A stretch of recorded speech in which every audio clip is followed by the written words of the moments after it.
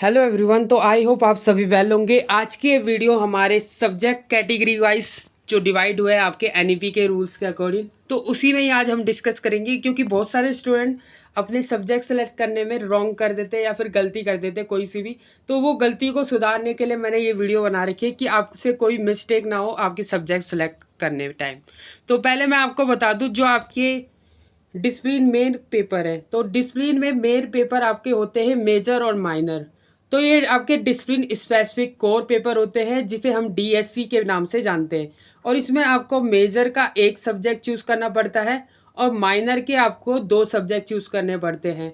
तो माइनर में आपके कैसे होते हैं, जैसे कि आप किसी भी प्रोग्राम कोर्सेज से विद एजुकेशन कर रहे हैं या फिर हिस्ट्री कर रहे हैं या फिर इंग्लिश कर रहे हैं या पॉलिटिकल साइंस कर रहे हैं, कोई सा भी कोर्स कर रहे हैं आप, तो उसका आपको क्या पढ़ना पड़ता है, उसके आपको दो सब्जेक्ट दो पेपर पढ़ने पड़ते हैं। जैसे कि आपने BA programme with political science लिया, तो पॉलिटिकल साइंस के आपको दो सब्जेक्ट पढ़ने पड़ेंगे। एक पढ़ना पड़ेगा आपका मेजर का और एक पढ़ना पड़ेगा आपका माइनर का। बाकी उसके अलावा एक माइनर सब्जेक्ट एक और चूज़ करना पड़ेगा, वो आप अपने अकॉर्डिंग चूज़ करेंगे कोई अदर सब्जेक्ट। तो यही होते हैं आपके तीन मेन डिसिप्लिन कोर पेपर। अगर आप ऑनर्स करते हैं तो ऑनर्स के तीन मेन पेपर होते हैं। अगर आप पॉलिटिकल साइंस करते हैं तो पॉलिटिकल साइंस के आपके मेन तीन पेपर होंगे। अगर आप इंग्लिश करते हैं बीए ऑनर्स इंग्लिश, तो आपके तीन इंग्लिश के पेपर होंगे जो आपके कंपलसरी होंगे। और अगर आप इकोनॉमिक्स करते हैं तो उनके तीन कंपलसरी होंगे। साइकोलॉजी करते हैं तो उनके तीन कंपलसरी होंगे। तो ऑनर्स और बीए प्रोग्राम में आपका जो डिफरेंस है मैंने आपको बता दिया है। अब बात करते हैं आपके जी सैक वैक एसी की। तो जनरल इलेक्टिव जिसे हम जी के नाम से जानते हैं और जी को हम जनरल इलेक्टिव के नाम से जानते हैं। तो जी का मतलब क्या होता है दोस्तों? जी का मतलब होता है जनरल इलेक्टिव। इसमें हम वो सब्जेक्ट चूज़ करते हैं जो आपका डिपार्टमेंट का ना हो। जैसे कि आपके डिसिप्लिन सब्जेक्ट आपके जो मेन सब्जेक्ट है उसमें आपने चूज़ करा हिस्ट्री और पॉलिटिकल साइंस, तो आप जीई में हिस्ट्री और पॉलिटिकल साइंस का कोई भी सब्जेक्ट ना चूज़ करते हुए आप अदर डिपार्टमेंट का सब्जेक्ट चूज़ करेंगे। It will be English, it will be economics, it will be, तो कोई सा भी सब्जेक्ट हो सकता है, संस्कृत भी हो सकता है, आप चूज़ कर सकते हैं। अगर आपने आपके डिसिप्लिन में जो पेपर है आपने चूज़ करा है, जैसे कि आपके डिसिप्लिन में इंग्लिश और हिंदी है, तो आप जनरल इलेक्टिव में वो सब्जेक्ट नहीं ले सकते। आपको लेना पड़ेगा हिस्ट्री या फिर पॉलिटिकल साइंस। तो आई होप आप समझ गए होंगे, जनरल इलेक्टिव में हम वो सब्जेक्ट चूज़ करते हैं जो आपके डिपार्टमेंट का ना हो। यानी कि आपके जो मेन सब्जेक्ट में वो सब्जेक्ट मैच नहीं खाना चाहिए, वो सब्जेक्ट अलग होना चाहिए आपके जनरल इलेक्टिव में। तो इसी को ही हम जी या फिर जनरल इलेक्टिव के नाम से जानते हैं। फॉर एग्जाम्पल एक और तरीके से समझ लेते हैं, जैसे कि आपके फर्स्ट सेमेस्टर में इंट्रोडक्शन टू पॉलिटिकल थ्योरी भी है और हिस्ट्री भी है। तो आपको क्या करना है, आपके हिस्ट्री और पॉलिटिकल साइंस का सब्जेक्ट जी में ना लेते हुए आपको लेना है इंग्लिश और हिंदी का सब्जेक्ट। अगर आपके पास फर्स्ट सेमेस्टर में इंग्लिश और हिंदी है तो आप जी में इंग्लिश और हिंदी नहीं ले सकते, आपको कोई अदर सब्जेक्ट लेना पड़ेगा। अपने डिपार्टमेंट का आपको सब्जेक्ट नहीं लेना है। तो आप समझ गए होंगे जी और डिसिप्लिन में फ़र्क। अब बात करते हैं ईईसी सब्जेक्ट में। ईईसी सब्जेक्ट में आपको दो चॉइस मिलती है, या फिर आप इन्वायरमेंटल साइंस पढ़िए और या तो आप कोई अदर लैंग्वेज का सब्जेक्ट पढ़िए। लैंग्वेज का सब्जेक्ट जैसे कि इट विल बी तमिल हो सकता है, पंजाबी हो सकता है, हिंदी हो सकता है। तो मोस्टली स्टूडेंट जो भागते हैं वो भागते हिंदी की तरफ। हिंदी की तरफ में भी आपके एलिजिबिलिटी क्राइटेरिया होता है। हिंदी ए उन स्टूडेंट को मिलती है जिनके पास 12th तक हिंदी है, और हिंदी बी उन स्टूडेंट को मिलेगी जिनके पास 10th तक हिंदी है, और हिंदी सी उन स्टूडेंट को मिलेगी जिनके पास 8वीं तक हिंदी आपने पढ़ी हो। तो ये हिंदी भी करेक्टरी वाइज आपकी एलिजिबिलिटी के क्राइटेरिया के वाइज डिवाइडेड होती है।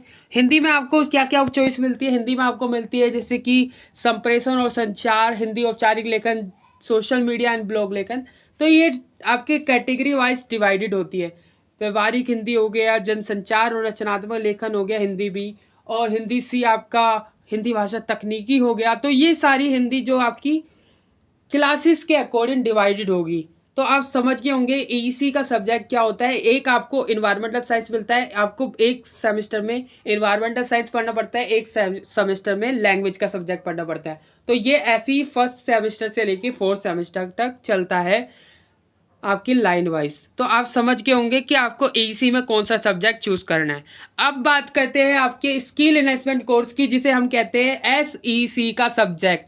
और एक आपका सब्जेक्ट होता है वैल्यू एडिट कोर्स। इसका मतलब आपके अंदर ये वैल्यू देता है, और स्किल का मतलब आपका स्किल्स को डेवलपमेंट करता है ये सब्जेक्ट। तो इन दोनों में क्या अंतर है, देखिए स्किल एनहेंसमेंट कोर्स का मतलब होता है कि इसमें आप दो सब्जेक्ट, कोई भी सब्जेक्ट जो आप इसमें चूज करेंगे, तो आपका जो सब्जेक्ट होगा इट विल बी प्रैक्टिकल या फिर it will be theory paper.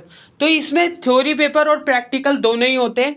तो थ्योरी पेपर में आपको ओनली थ्योरी का एग्जाम देना पड़ता है, प्रैक्टिकल पेपर में ओनली इंटरनल असाइनमेंट ही देने पड़ते हैं, उसका थ्योरी पेपर आपका नहीं होता। सैक में आप कम्युनिकेशन, एवरीडे लाइफ, रंगमंच, आपके बहुत सारे सब्जेक्ट है, finance for everyone, communication, professional life. तो ये ऐसे सब्जेक्ट है, आपके फाइनेंस का आपका एग्जाम होगा, और जैसे कम्युनिकेशन, एवरीडे लाइफ है, इनके एग्जाम नहीं होते, रंगमंच के नहीं होते। तो ये सारे क्या है, ये प्रैक्टिकल पेपर है। तो इनके एग्जाम आपके एसईसी सब्जेक्ट में नहीं होते। जैसे कि आपका हो गया कम्युनिकेशन, प्रोफेशनल लाइफ, तो इसका एग्जाम भी आपका नहीं होगा। कंप्यूटर साइंस के बेसिक IT टूल्स, इसका भी एग्जाम आपका नहीं होगा। बाकी आपके जो सब्जेक्ट है, जैसे पर्सनालिटी डेवलपमेंट, बिजनेस कम्युनिकेशन, तो इन सब के एग्ज़ाम होंगे आपके सेक्स सब्जेक्ट में, ठीक है। तो ये होता है आपका स्किल एनहेंसमेंट कोर्स। इसमें भी आपकी कॉलेज ऑफर करते हैं आपके सब्जेक्ट। ये आपके कॉलेज पर डिपेंड करता है कि आपके कौन से सब्जेक्ट वो आपको देंगे। कोई कोई सब्जेक्ट होता है जो कम देते हैं, कोई कॉलेज होता है जो आपको खुद से चॉइस करके देता है। तो ऐसे आपके कॉलेज के डिपार्टमेंट के अकॉर्डिंग ही आपको सब्जेक्ट ऑफर किए जाते हैं, skill enhancement course, value education course और आपका जनरल इलेक्टिव कोर्सेज में।